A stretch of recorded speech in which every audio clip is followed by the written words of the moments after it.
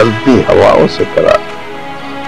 बिल्कुल ठीक कहा आपने मिस्टर साहब, बिल्कुल ठीक। मैं तो इतना डर गई थी कि इतनी बड़ी चोरी का मामला है, मेरी बेकसूर बच्ची कहाँ फंसने जा रही है, और ऊपर से वो पुलिस के आने का शोर।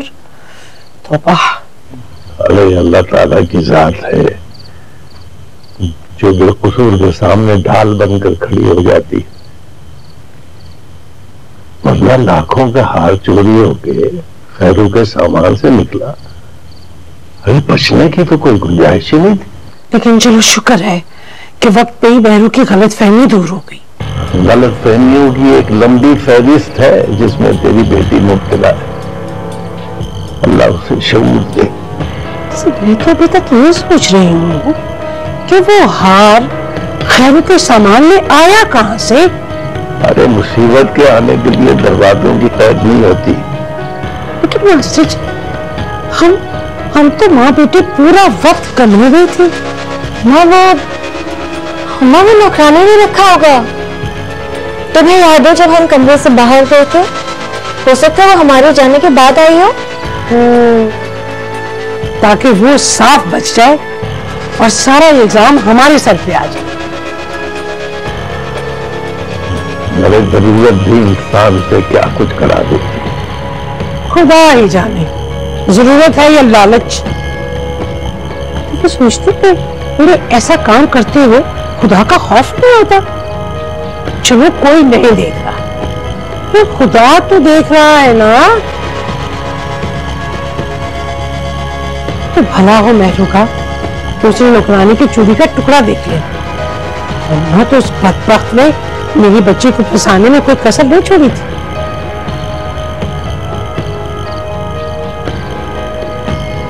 ऐसे दिल की बुरी नहीं हो रही रहेगी। अल्लाह उसको लंबी जिंदगी दे, उसकी सारी ख्वाहिशें पूरी करे। आमीन सुम्मा आमीन।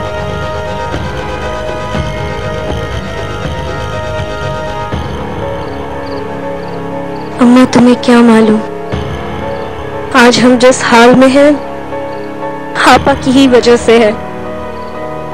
मगर मेरी दुआ है कि अल्लाह आपा को हिदायत दे।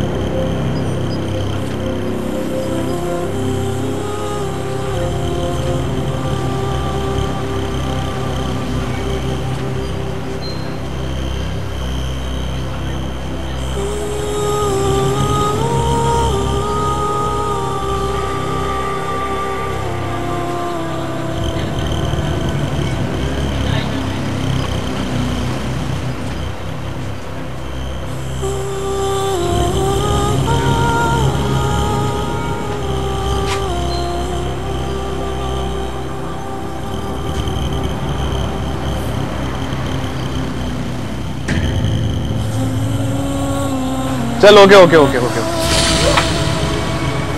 मैं बाद में बात करता हूँ। सॉरी मुझे माफ कीजिएगा, मैं आपकी दवाई उठा देता हूँ।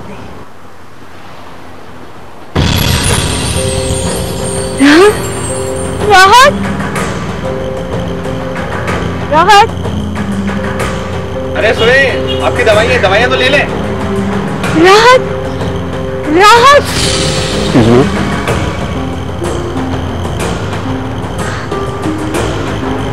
माफ कीजिएगा, गलतफहमी हो गई। It's okay.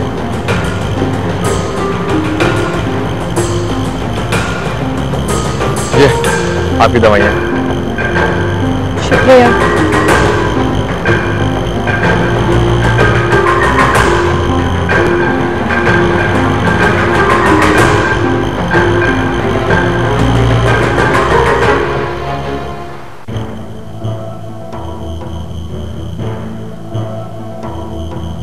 आप तो जानती है ना कि अब्बा की तबीयत बहुत खराब है। आपने फिर भी इतनी तेज आवाज में म्यूजिक चलाया हुआ है। अजीब सा दर्द छुपा हुआ था इस लड़की की आवाज में।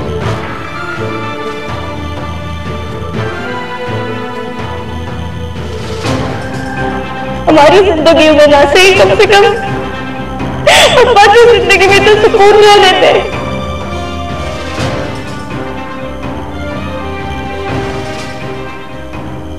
जरूर इसका मैच से कोई ना कोई पुराना ताल्लुक, वरना इतनी हिम्मत किसी नौकरानी में नहीं हो सकती।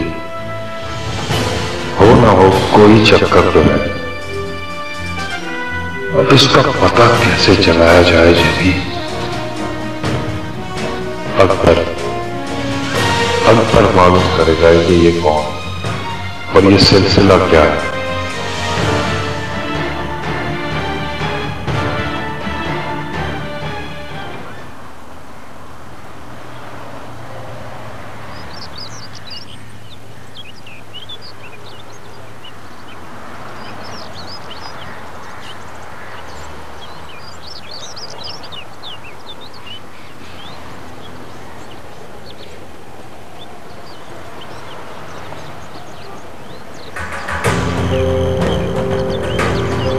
खैरू,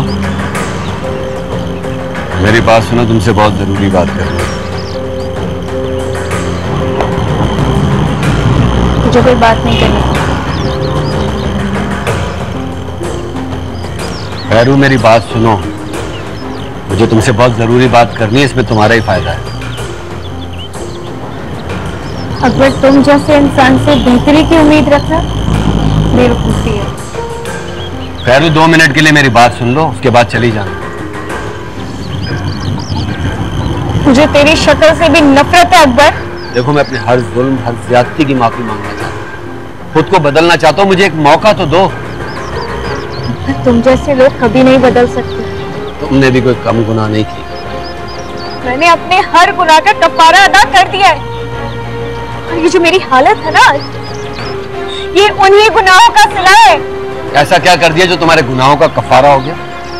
तुमने जो कुछ किया है ना, ये तुम्हारे गुनाहों का ही सिला है, और मेरे सारे गुनाहों में तुम बराबर की शरीक हो। पर मैंने मौत को गले लगाया है, लेकिन खुदा को इस मासूम की जान बचानी थी, इसीलिए आज मैं जिंदा हूँ। यही तो मैं तुम्हें बताना चाहता हूँ। इस हालत में मैं तुम्हारी मदद करके अपने गुनाहों को धोना चाहता हूँ, कफारा अदा करना चाहता हूँ अपने गुनाहों का। मैं चाह के भी अकबर तुम पर भरोसा नहीं कर सकती। अगर तुम जाना चाहती हो ना तो जाओ, लेकिन मेरी सिर्फ एक बात सुनो। आज की तारीख में राहत से तुम्हें सिर्फ मैं मिला सकता हूं।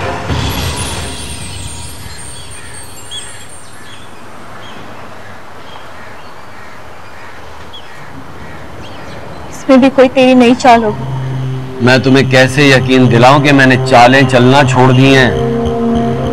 अगर तुम वाकई सच कह रहे हो ना, तो मुझे बताओ राहत कहाँ है?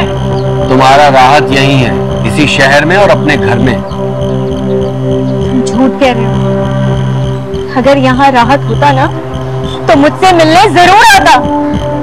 वो सब मैं नहीं जानता, मुझे नहीं पता कि इन सारी बातों के पीछे क्या वजह, लेकिन मैं इतना जानता हूँ कि राशिदा ने उसे अपने घर में दुनिया की नजरों से ओझल करके रखा। वो अपने ही घर में जिंदा लाश की तरह है। राशिदा उसकी माँ है, वो ऐसा क्यों करेगी? मुझे नहीं पता, हो सकता है वो किसी बीमारी में मुब्तला हो। बीमारी? मैंने बगैर किसी मुफाद के तेरी हालत पर तरस खाकर तेरी मदद करने का सोचा। मैं जो कुछ जानता था तुझे बता दिया, आगे तेरी मर्जी।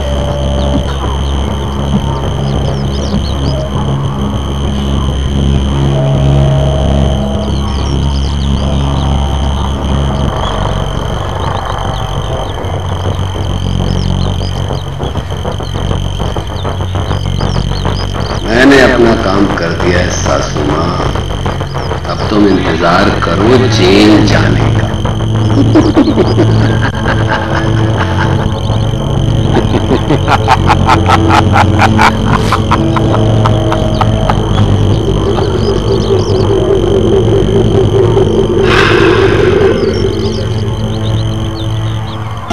पहले ऐसी होती है